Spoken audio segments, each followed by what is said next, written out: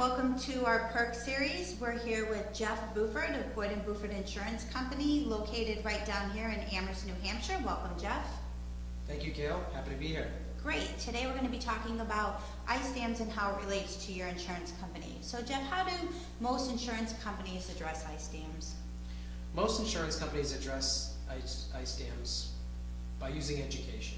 Okay. Late fall, they'll publish newsletters, articles warning homeowners of the dangers of the cold weather and ice dams. Great. And I believe I've gotten some of those, and they're very helpful in helping me prevent. So will insurance companies ever coverage the cost for prevention? Typically not. The way it works is if a homeowner is going to invest in heating tape or a heating coil, Right. or pay someone to remove snow off the roof, those are homeowners preventative maintenance the homeowner can take. Typically, insurance coverage is for damage of the property. Yeah, and that makes sense. I can't expect to go in and try to prevent these things and then turn in a slip. So I think that obviously being a responsible homeowner, we do everything that we can to try to prevent things from happening that destroys our home. So how does a coverage in a homeowner's policy respond to a claim of an ice dam, of damage due to ice dams? Well, an ice dam is a covered peril, so Okay. any damage caused by that ice dam to the roof or to the interior of the house is going to be covered as part of that claim. So if the homeowner finds water stains on their ceiling, if it's ruined the paint, if it's ruined their flooring, their drywall, that could all be part of the claim. Okay, all right. So if damage is found months later, and I notice it, what will the insurance company, how will they respond? Well, the homeowner is going to want to turn that information into their insurance company as Okay. soon as possible. As soon as that's found, they're going to want to make sure the insurance company knows about it. So you call your agent or you call the insurance company. Okay. The insurance company is going to send an adjuster to the property to make sure that damage is as the result of that ice dam. Okay.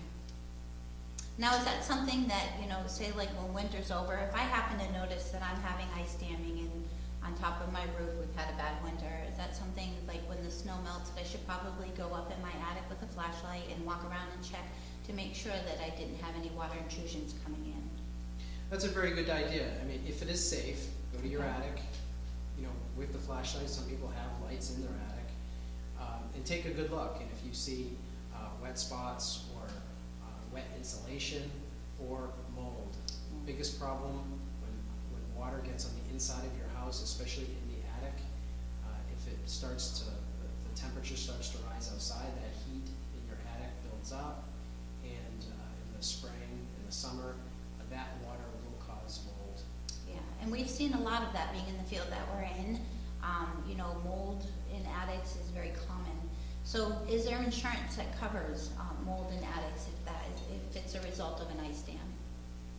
There sure is. Most homeowner policies are going to include a limit for mold remediation. And is there a rider? Can you get like extra mold coverage, just to be on the safe side in case that does happen? Because obviously living in New England, again, that's a common occurrence, and a lot of people don't have the proper coverage. So is there a rider with some insurance companies that you can get that specifically will up that amount in the with mold specifically? Every insurance company is different. The best thing to do is check with the agent, Okay. check with the insurance company. And some insurance companies will offer the option to increase that mold limit. So if it's a $10,000 limit for mold, they may increase it to 15 or 20. Great. I think that's smart because of where we live. So, Jeff, thank you very much for your time and answering some of the concerns that we think that some of our clients or people watching might have, and we look forward to talking with you more about other things. Great, thank you, Gail.